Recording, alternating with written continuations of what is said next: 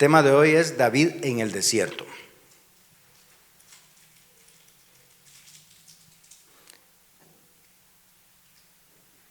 Y el capítulo de 1 Samuel que tenemos que cubrir es el capítulo 23. No lo voy a leer todo desde el inicio, pero el versículo clave, creo yo, es el versículo 14. Y David se quedó en el desierto en lugares fuertes y habitaba en un monte en el desierto de Zif. Y lo buscaba Saúl todos los días, pero Dios no lo entregó en sus manos. Por favor, note esto. Y lo buscaba Saúl todos los días, pero Dios no lo entregó en sus manos. Bueno, considere algunas cosas importantes antes de entrar a la predicación. Considera algunas cosas importantes. En el verso 5 del capítulo 22, lo leímos la semana pasada, pero allí un profeta, el profeta Gad, le dijo a David: no te quedes en este lugar fuerte, anda y regrésate a la tierra de Judá. Y David se fue y vino al bosque de Jaret, y ahí permaneció. Entonces David salió huyendo de Saúl y terminó en la cueva de Adulam. Llegó un grupo de personas, 400 dice la Biblia, a estar con él ahí en cueva de Adulam, pero estando en la cueva de Adulam o estando en los alrededores de la cueva de Adulam, un profeta le dice, él sale de allí y se va a las tierras de Moab. Moab no era un israelita, ese pueblo no era judío, era un pueblo no cristiano, se podría decir, un pueblo no israelita. Le dijo al profeta: no te quedes en este pueblo. Por supuesto, ¿cuál es el peligro de que uno se quede en un lugar donde nadie alaba a Dios? Que uno termine adorando al Dios que se alaba en ese lugar. Pues entonces no te quedes aquí, vete a Judá. Se regresó a la tierra de Judá y estuvo habitando en el bosque de Jaret. Bueno, en el bosque de Jaret llegó a él la noticia de que una ciudad llamada Keila estaba siendo atacada por los filisteos. Y los filisteos la habían tomado, y Dios en ese momento estaba pues permitiendo hasta cierto punto ciertas cosas para darse cuenta de cómo David tenía que entrenarse en la batalla. Realmente David tenía que entrenarse, seguir peleando y hacer un montón de cosas. Bueno, entonces, así es como empieza el capítulo 23. David yendo a defender a la ciudad de Keila. A la ciudad de Keila. Ahí es donde empieza el capítulo 23. Bueno, entonces considere dos cosas. La primera es cómo es el desierto de Israel. Usted y yo no vivimos en un desierto, gracias a Dios. Vivimos en el desierto, no vivimos en el desierto. Pero, ¿cómo es el desierto de Israel? Mire, el 50 hasta un 60% de Israel es desierto, hasta el día de hoy. 50 o 60% del territorio israelita es desierto. Es predominantemente árido, con muchas rocas. Además, el desierto es famoso porque hay inundaciones repentinas. De repente está lloviendo en algún lugar y usted está en medio de un acantilado, ese acantilado se va a llenar de agua. Entonces hay inundaciones repentinas, calor extremo. Yo estaba leyendo también que en el verano el calor del desierto puede llegar a más de 40 grados centígrados. Y en el invierno puede llegar a una temperatura de 0 grados centígrados. 0 grados centígrados. Aparte de eso, tenemos que agregarle que hay serpientes, escorpiones, tormentas de arena, calor extremo y por supuesto deshidratación y otras cosas más por ahí. Entonces, cuando hablamos de David en el desierto, realmente no era una vida sencilla la que David estaba teniendo en el desierto, era una vida que llevaba su riesgo. Pero mire cómo es eso. David se sentía más seguro en el desierto, aún con todos estos peligros, que estando cerca de Saúl. Saúl era más amenaza para David que el desierto. ¿Cómo es eso que alguien le puede llegar a tener más miedo a una persona que a las condiciones de vida donde pueda estar? Bueno. Segundo, por favor, considere esto. ¿Qué representa el desierto? ¿Qué representa el desierto? Con esto quiero que entremos a la prédica, con esto en mente. ¿Qué representa el desierto? En la Biblia el desierto puede representar muchas cosas, puede representar pruebas, momentos de tribulación, momentos de tentación. Usted se recuerda que el Señor Jesús fue tentado en un desierto. Usted se recuerda que Israel caminó 40 años en un desierto. Entonces puede representar muchas de estas cosas, pero también el desierto puede simbolizar nuestra vida aquí en la tierra. Les pregunto, la vida aquí en la tierra comparada con la vida en el cielo, ¿cuál es mejor? Exacto. Entonces, la vida acá en la tierra, al final es como estar viviendo un desierto, como estar viviendo un desierto. La Biblia deja claro que todos estamos en este mundo en peregrinaje. Quiere decir que somos peregrinos. ¿Qué es un peregrino? Alguien que está de paso. Sí, por favor, vaya conmigo a Primera de Crónicas, capítulo 20. Con eso quiero yo que entremos a la prédica, pero todavía no estamos entrando. Quiero dejar claro este punto. Primera de Crónicas, capítulo 20, verso 14. Porque, ¿quién soy yo y quién es mi pueblo para que pudiésemos ofrecer voluntariamente cosas semejantes? Pues todo es tuyo, y de lo recibido de tu mano te damos. Ahora, lea el verso 15. Porque nosotros, extranjeros y advenedizos, somos delante de ti, como todos nuestros padres, y nuestros días sobre la tierra, ¿cuál sombra que no dura? Oiga esto, por favor, léalo conmigo. Dice, y nuestros días sobre la tierra, ¿cuál sombra que no dura? Con esto en mente, ¿cómo cree usted que deberíamos de vivir acá en la tierra? Si sabemos que el día de mañana podría ser que ya no estemos aquí, ¿cómo deberíamos vivir hoy?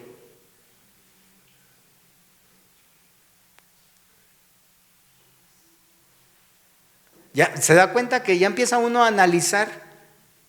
Entonces ya no es tan fácil que uno esté hoy cometiendo errores, que hoy esté haciendo cosas que no debe de hacer. ¿Por qué? Porque puede ser que el día de mañana ya no esté.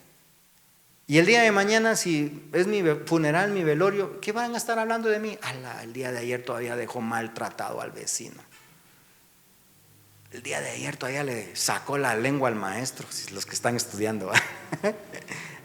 El día de ayer todavía hizo esto, hizo lo otro. ¿Ya? ¿Qué van a estar recordando de nosotros si el día de mañana nosotros estamos descansando ya en el Señor?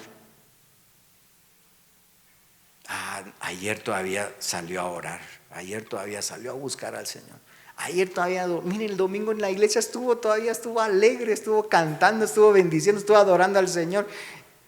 No puedo creer que ya hoy lo estemos velando. Ya no amaneció, se acostó a dormir y ahí se quedó. Esa es la realidad que todos los humanos vivimos, pero que olvidamos constantemente. Todos nosotros andamos siempre haciendo planes a futuro. Dentro de 5 años, dentro de 10 años, dentro de 15 años, dentro de 20 años, dentro de 30 años, de 40 años. Y está bien, no está mal que hagamos planes, porque eso quiere decir que tenemos una dirección de vida. Pero también deberíamos ser conscientes que hoy podría ser nuestro último día. Y si hoy fuera el último día de su vida, ¿qué haría hoy? Tal vez abrazaría más, tal vez diría más te amo, tal vez estaría en paz con su esposa, con su esposo, con sus hijos. ¿Me doy a entender? ¿Qué no haríamos si supiéramos que hoy es el último día para vivir? Entonces, bueno, con esto en mente, entonces ahora sí entremos a lo que aprendemos de la historia. Número 1, por favor. Si la vida es un desierto, entonces ¿quién debe guiar nuestra vida? ¿Quién debe ser el guía de nuestra vida? Si la vida es un desierto, entonces ¿quién debe de guiarnos en este desierto? Por favor, en el desierto no hay caminos, acuérdese, en el desierto no hay caminos, en el desierto no hay rutas. Bueno, ahora como ya tenemos satélites, pues ya es más fácil identificar hacia dónde vamos, pero Antes de eso, pues las personas tenían que caminar en el desierto con guías, con personas que los guiara por los caminos, por las cosas que ya conocían, con mapas y otras cosas por ahí. Entonces, ¿quién debe de guiar nuestra vida? Y aquí hay un contraste entre David y Saúl, porque, oiga, David estaba en el desierto y Saúl también, porque Saúl dice la Biblia que lo andaba buscando. ¿Dónde lo andaban buscando? En el desierto. Entonces, los dos estaban en el desierto, pero vea lo que está pasando con los dos. 1 Samuel 23, verso 1.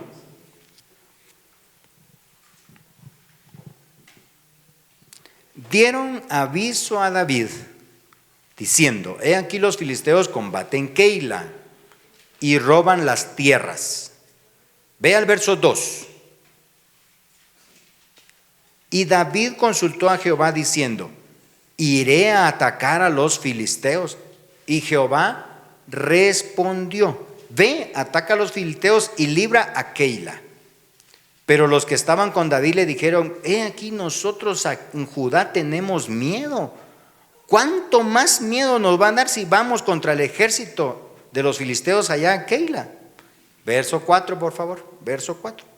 Entonces David, ¿qué dice? Volvió a consultar ¿a quién? Jehová. Y Jehová le respondió y dijo: levántate, desciende a Keila, pues yo la entregaré en tus manos. Verso 9. Mas entendiendo David que Saúl ideaba el mal contra él, dijo a Abiatar sacerdote: trae el ephod. Verso 10. Y dijo: Jehová Dios de Israel, tu siervo ha entendido que Saúl trata de venir a Keila a destruir la ciudad por causa mía. ¿Me van a entregar los vecinos de Keila en sus manos? ¿Descenderá Saúl como ha oído tu siervo? Jehová Dios de Israel, te ruego que lo declares a tu siervo. Y Jehová dijo, vea el verso, que estamos en el verso 11. Y Jehová dijo, sí, descenderá. Verso 12. Dijo luego David, está hablando David con Dios: ¿me entregarán los vecinos de Keila a mí y a mis hombres en manos de Saúl? Y Jehová respondió, sí, los van a entregar.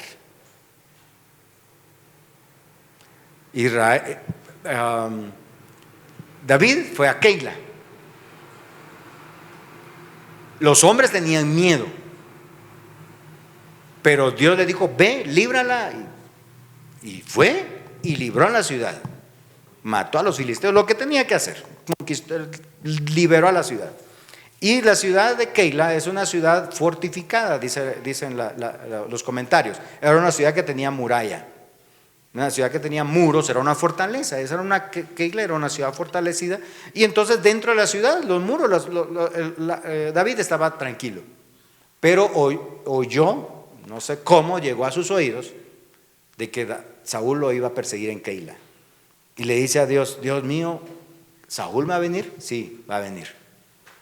Los de Keila, después de haberles hecho el bien de librarlos, ¿me van a entregar? Sí, te van a entregar. Mire qué tremendo, porque Keila tendría que haber estado agradecida a la ciudad con David por haberla librado, ¿no? No estaba agradecida, los iba a entregar. Bueno, verso 7, por favor. Ve ahora el contraste, ahí viene el contraste. Verso 7. Y fue avisado Saúl que David había venido a Keila.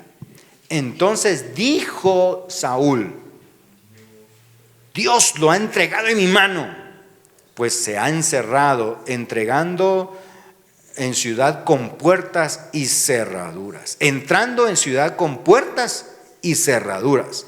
Y convocó Saúl a todo el pueblo a la batalla para descender a Keila y poner sitio a David y a sus hombres. Ahora vea el verso 19. Después subieron los de Ziph para decirle a Saúl en Gabaa: ¿no está David escondido en nuestra tierra, en las peñas de Ores, en el collado de Aquila, que está al sur del desierto? Por tanto, rey, desciende pronto ahora conforme a tu deseo, y nosotros lo vamos a entregar en la mano del rey. Y Saúl dijo: benditos sean ustedes de Jehová, que han tenido compasión de mí. Bueno, ahí dejamos la lectura. Vamos a ir por partes. Keila, una ciudad que debería estar agradecida, no está agradecida.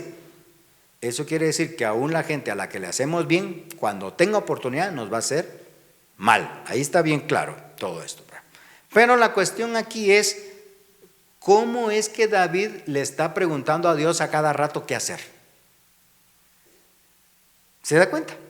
Señor, ¿voy a ir a Keila? Sí, ve a Keila, líbrala. Pero mi gente tiene miedo, ve a Keila, libra a Keila. Ya la libraron, Señor, ¿va a venir Saúl? Sí, va a venir Saúl. Señor, ¿qué debo hacer? Vamos a salir huyendo, ¿me van a entregar aquí? Sí, te van a entregar. Miren la comunicación que había entre David y Dios.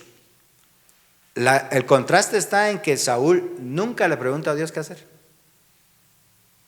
Saúl escuchó que estaba en Keila, ¿qué hizo? Agarró a su ejército y dice, vamos, Dios ya me lo entregó. ¿Cuándo? ¿Cuándo se lo había entregado? Nunca. En su mente ya se entregó porque esa ciudad es amurallada, está encerrado ahí, ese no tiene escape, ahorita vamos, lo matamos. Cuando llegó, lastimosamente, para él, ya Dios le había dicho a David, vete, y no lo encontró ahí. Después David se encuentra en otro lugar, en el desierto de Zif, que es la parte. Vea un mapa y se va a dar cuenta que Keila, el desierto de Zif y todas estas partes de acá son una región donde hay mucho desierto y casi todo está cerca. Casi todo está cerca. Entonces Dios le está diciendo a David, vete, vete, sale esto, haz lo otro y todo. La relación que tiene David con Dios en medio del desierto a mí me gusta, me fascina. ¿Quién debe guiar nuestra vida en el desierto? Exactamente, Dios. No ser como Saúl, que Saúl dice, ya tengo esta oportunidad, la agarro, la tomo y ya estuvo. Aún las oportunidades muchas veces pueden ser que se miren como que vienen de Dios, pero pueden ser que no sean de Dios. Saúl dijo, Dios lo entregó en mis manos, pero no, Dios no lo había entregado en sus manos. Entonces, por favor, en esta vida debemos decidir siempre quién nos va a dirigir. El Dios que nos ha creado a través de su palabra, diciéndonos a cada momento qué debemos y qué no debemos hacer, o nosotros vamos a seguir nuestros instintos y nuestros deseos. ¿Yo voy a hacer mi voluntad en la vida o voy a dejar que Dios haga su voluntad a través de mi vida? Eso es lo que nosotros tenemos que aprender. No solo en las cosas espirituales. Fíjese que David está consultando si debía ir o no ir a pelear. Eso no tiene nada de espiritual. Señor, ¿debo ir a matar a este o no lo debo ir a matar? ¿Qué de espiritual hay en eso? Muchas veces nosotros dejamos a Dios para el ámbito espiritual nada más. Señor, ¿debo dejar de mentir? ¿Debo orar más? ¿Debo leer más la palabra? Por supuesto que Dios va a decir sí, pero ¿cuántos de nosotros le decimos, Señor, ¿cómo debo entrarle a este paciente? Este paciente tiene eso, tiene aquí, tiene lo otro, es acá, tiene estas cosas.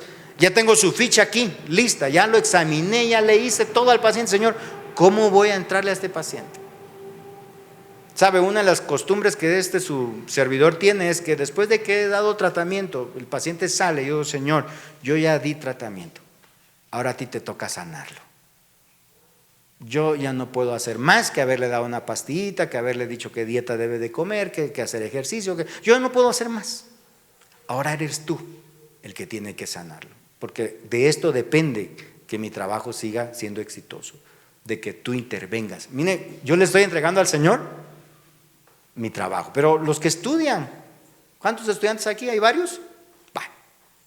¿Cuánto del Señor este curso me está costando? ¿Cree usted que Dios no le puede dar ayudadita en su curso? ¿Sabrá algo Dios? ¿En su mente tendrá algún conocimiento Dios de matemáticas, de álgebra, de física, de economía, de biología? ¿Sabrá algo Dios sobre células? ¿Sabrá algo? Sí, ¿verdad? Hasta la pregunta sale como que cínica, se podría decir, una pregunta sin vergüenza, porque Dios es el creador de todo. Entonces, ¿cómo nosotros no vamos a poder, Señor, ayúdame con esto? Dios desea ayudarnos. Los que trabajamos en ventas, Dios, ¿cómo puedo entrarle a este cliente?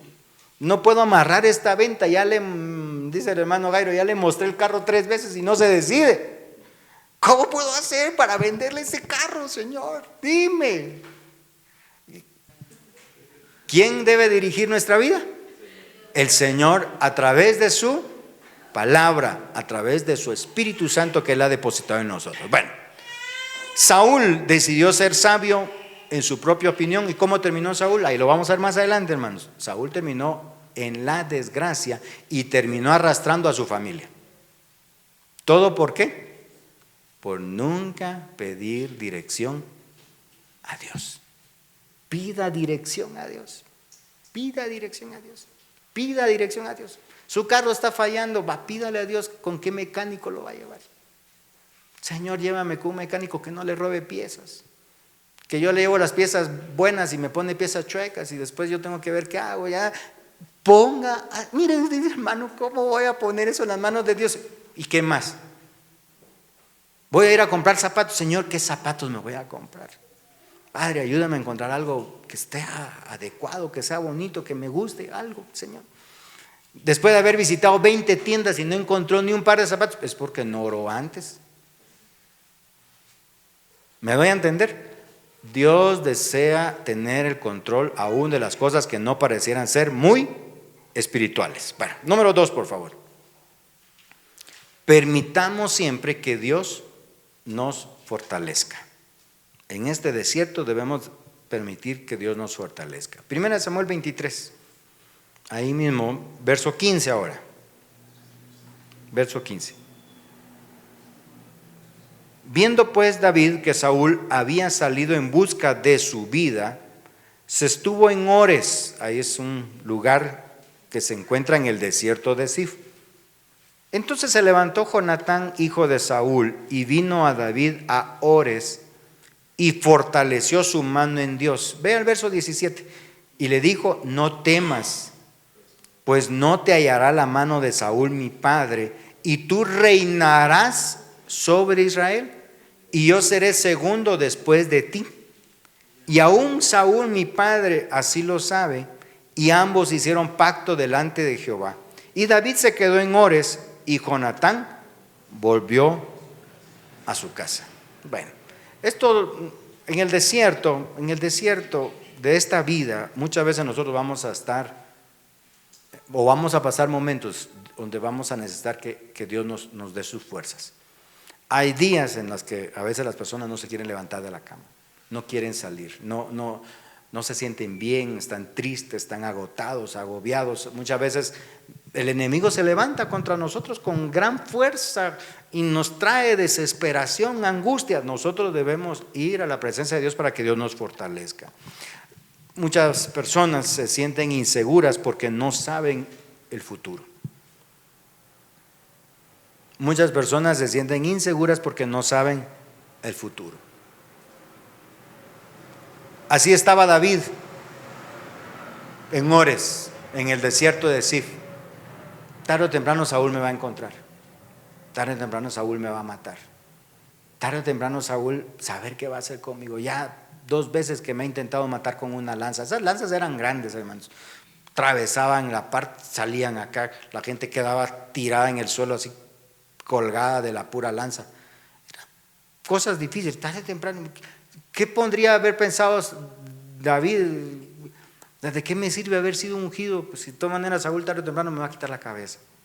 Tarde o temprano Saúl me va a destruir. Entonces Saúl estaba haciendo influencia negativa en David, y David de plano debe de haber estado ansioso, desesperado, deprimido. Yo no sé cómo pudo haber estado, pero si usted lee los salmos, muchos de los salmos se escribieron cuando estaba en el desierto. ¿Por qué estaba tan conectado en escribir poesía donde decía: Señor, mira, mis enemigos me están rodeando, están contra mí? Es la desesperación de alguien que lo pueden matar hoy. Si yo salgo aquí a la esquina, de repente Saúl me encuentra y me mete el espadazo. Y Dios decide en su misericordia, porque no hay otra forma de decirlo, enviar a Jonatán. Le mandó a un amigo, pero mire qué clase de amigo. Le mandó un amigo que estaba a la par de Saúl, su propio hijo. Y este Jonatán le dice a David: David, no te preocupes.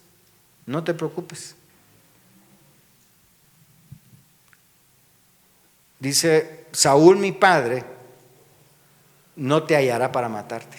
Mira, hermano, mire, Saúl no te va a hallar. no te va a hallar para matarte. Y después le dice, y tú vas a reinar sobre Israel. Y yo voy a ser el segundo después de ti. Mira, hermano, las promesas de Dios para David a través de un hombre que estaba cerca de Saúl. No te preocupes, Davidcito. Saúl, mi padre, no te va a encontrar. Tú vas a llegar a ser rey. Y cuando tú seas rey, yo voy a estar a la par tuya. Jonatán no sabía ni siquiera su futuro. Nosotros ya sabemos cuál fue el futuro de Jonatán, por supuesto, lo leemos en la Biblia. Él no sabía su futuro, pero le está diciendo, no te preocupes, David, no te va a acontecer nada de lo que tú estás pensando. Mira, hermanos, y la mente es peligrosa. La mente a veces le dice a uno, no, hombre, eso que hiciste, ahorita te va a ir mal, te va a pasar esto, te va a pasar lo otro, te va a pasar aquí. Y si uno no vuelve a las promesas de Dios rápido, la mente lo hunde a uno. No, vas a acabar mal. No, yo no voy a acabar mal. Uno empieza a recordar lo que Dios le ha dicho a uno a través de su palabra, a través de la palabra del Señor. Entonces, Jonatán le recordó a David su propósito. Y cuando uno recuerda el propósito, uno se fortalece en Dios. En el desierto vamos a necesitar ser fortalecidos. Y aquí, ojo, por favor, ¿a quién usó Dios para fortalecer a David? A Jonatán. Usó a un amigo. Miren entonces la importancia de que nosotros aprendamos a escoger a nuestro círculo de amigos. Nuestro círculo de amigos. Nuestros amigos que están alrededor de nosotros pueden producir efectos diferentes en nosotros. Nos pueden edificar o nos pueden también hundir, nos pueden humillar. Muchas veces los amigos no vienen para fortalecernos en Dios, sino para alejarnos de la voluntad de Dios. Les pregunto a los jovencitos que están aquí, por ejemplo, un amigo viene y nos dice, pues hoy no entremos a clases. Está bonita la actividad en el parque, vámonos al parque. A mí mi papá me dio 10 quetzales, a mí me dio 20, ya tenemos 30, compremos ahí una agüita y unas papas de McDonald's y nos ponemos a ver los carros cuando pasen. Tal vez ya no lo hacen así, ahora ya son otras cosas, ¿verdad? Pero déjenme pensar que posiblemente posible. ¿Cuál era lo que tenían que hacer? Era ir a estudiar, pero ¿qué fue lo que se puso a hacer? Hacer otras cosas. El amigo lo llevó. Póngase a pensar en aquella persona que ha buscado a Dios y tiene amigos que son infieles, por ejemplo, a sus esposas. ¿Qué va a terminar haciendo el esposo? Va a terminar inclinándose a la infidelidad también, porque tarde o temprano uno empieza a ver normal lo que está alrededor de uno. Uno empieza a ver normal lo que está alrededor de uno. Aquel miente, aquel roba, aquel chismea, aquel habla palabrotas, aquel hace esto, aquel hace esto. Tarde o temprano nosotros terminamos haciendo lo que el círculo hace. Pero ojo, por favor, ojo. También nosotros podemos ser un círculo de influencia para alguien más. Entonces, nosotros vamos a estar a la par de alguien. ¿Qué le estamos transmitiendo a ese alguien? Ese alguien está pasando una situación difícil. Nosotros debemos ser las personas que vamos a fortalecer a esta persona. Ahora, en el momento en que tenemos que fortalecer, ¿fortalecemos a las personas? ¿O nos hacemos los locos? No, eso no es conmigo. Que mire ella o él cómo Dios lo ayuda. Que Dios tenga misericordia. Pero yo puedo hacer algo y no lo hago, entonces también no es correcto. Yo soy de influencia para alguien más y la gente es influencia para mí. En este mundo así es. Yo puedo fortalecer a otros y otros me pueden fortalecer a mí. Cuando yo estoy alrededor de alguien, ¿yo soy de ejemplo para esa persona o soy de mal ejemplo? ¿Soy de testimonio o soy de mal testimonio? ¿Qué soy yo para esta gente? Termino este punto con 1 Corintios capítulo 15, por favor. 1 Corintios capítulo 15, verso 33. Dice la escritura, no erréis. Las malas conversaciones corrompen las buenas costumbres. No erréis. Las malas conversaciones corrompen las buenas costumbres. Dice el apóstol Pablo, entonces, no se confundan, no cometan el error. Siempre vean quiénes son las personas con las que conversan, porque las personas que están alrededor suyo conversando tienen la capacidad de corromper sus buenas costumbres. Tienen la capacidad de corromper. Pero imagínense que somos nosotros los que corrompemos. Ahí estamos teniendo trampa. Número 3, por favor. Número 3. Estamos hablando de qué hacer en el desierto. Estamos hablando de que la vida es un desierto. Lo primero que les dije fue que teníamos que pedir dirección a Dios. Lo segundo, dejar que Dios nos fortalezca. Dios usa a las personas para fortalecernos, pero nosotros también podemos fortalecer a otros. Y número 3, por favor, uno nunca debe descuidar su misión en el desierto. Nunca descuidemos nuestra misión. Con eso estoy ya casi terminando. Nunca debemos descuidar nuestra misión. 1 Samuel 23, verso 25.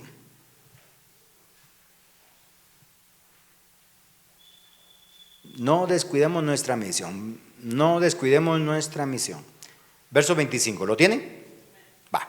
Y se fue Saúl con su gente a buscarlo. ¿A quién?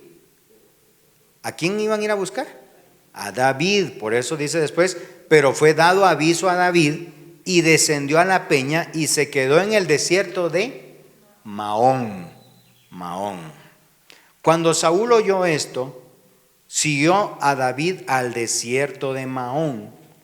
Y Saúl iba por un lado del monte y David con sus hombres por el otro lado del monte. Y se daba prisa a David para escapar de Saúl, mas Saúl y sus hombres ya habían encerrado a David y a su gente para capturarlos. Ya estaba a punto de capturar en verso 27. Entonces vino un mensajero a Saúl diciendo, ven luego, porque los filisteos han hecho una irrupción en el país. Volvió por tanto Saúl de perseguir a David y partió contra los filisteos. Y por esta causa pusieron a aquel lugar el nombre de Selah Hamat Lecot. Entonces David se subió de allí y habitó en los lugares fuertes de Engadi. David estaba huyendo. El propósito de David era ser rey. Ese era su propósito. David en ningún momento estaba descuidando su propósito. Él estaba huyendo de que Saúl lo fuera a matar. Pero Saúl tenía un deber que cumplir. Tenía un propósito. Tenía que defender a Israel de los filisteos porque él era el rey. Él era el rey. Él tenía que hacer que los israelitas no los mataran, pues. Tenía que mantener al pueblo libre. Pero vea, Saúl tenía una obsesión por matar a David que lo consumía.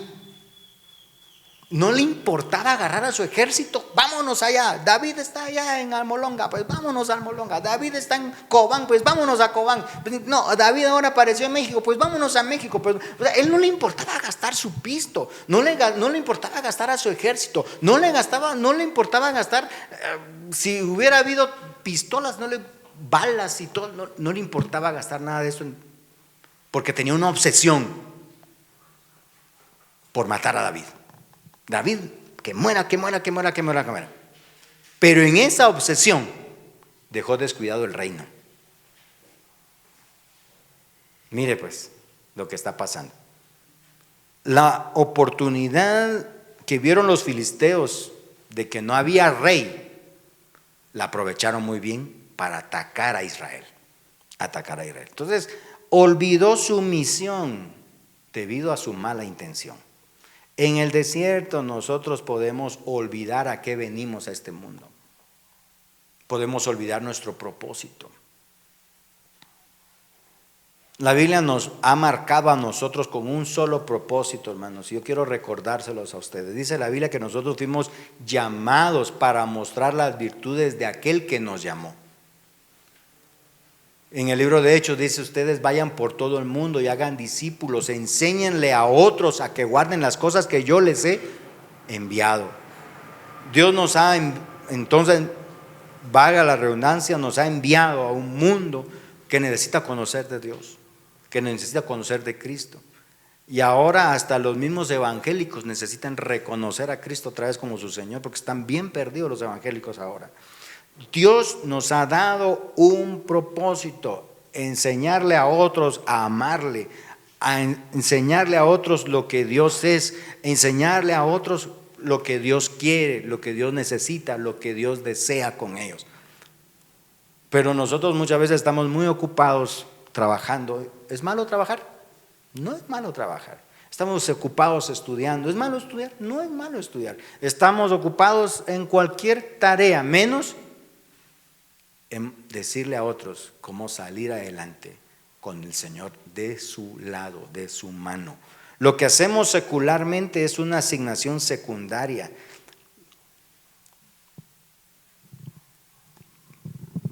Nosotros somos estudiantes, algunos profesionales, comerciantes, algunos tenemos un oficio, etcétera, etcétera, etcétera. Pero lo que hacemos para ganarnos el dinero o lo que hacemos para disfrutar los tiempos de ocio no es la misión de Dios. Ni siquiera llevar la gente a un discipulado, llevar la gente a la iglesia es la misión de Dios, no. La misión de Dios es enseñarle a la gente, usted necesita tener una relación con el Dios vivo. Dios no desea verlo en esta condición. Dios desea hacer algo bueno con usted.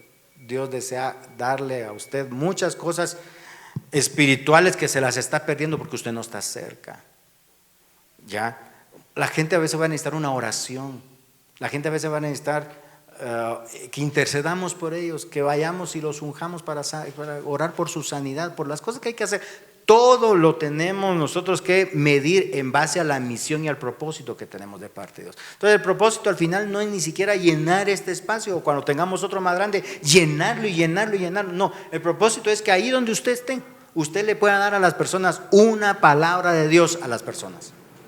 Usted no nació para estar sufriendo, pero usted sufre porque no le ha entregado su vida a Cristo. Ese es el propósito de nosotros, decirle a otros que nacieron para encontrarse con su Señor, para encontrarse con el Señor. Cuando nosotros perdemos la misión, entonces Satanás gana enviando a más gente al infierno. Enviando a más gente al infierno. Cuando perdemos la misión, más y más personas se quedan sin una eternidad en Cristo Jesús. Aquí habemos varios que tocamos a mucha gente todos los días, ¿sí o no? Por eso les digo, aquí incluso hay estudiantes. Pasemos una radiografía a sus compañeros de estudio. La mayoría de sus compañeros de estudio inician el día orando, inician leyendo la Biblia a sus compañeros de estudio. ¿Eso qué quiere decir? Que necesitan de Cristo. Concluyamos, por favor. La vida siempre sigue su curso, con nosotros o sin nosotros. Pero en este desierto debemos recordar que Dios debe ser nuestra guía, debe ser nuestro amparo, pero también Dios debe ser nuestra fuerza, nuestra fortaleza. Y que nosotros hemos sido puestos para ayudar a otros a conocer a Dios, a encontrarse con el Señor. Que nuestra vida gire alrededor de que hemos sido escogidos para que alguien más conozca hoy a Cristo Jesús. Confiamos plenamente en que Cristo Jesús guía nuestros pasos todos los días, pero también Él quiere que otras personas confíen en Él. Y el propósito al final no es llenar un templo, no, el propósito es que la gente tenga una relación viva con el Dios de los cielos, con el Señor que los compró en la cruz del Calvario.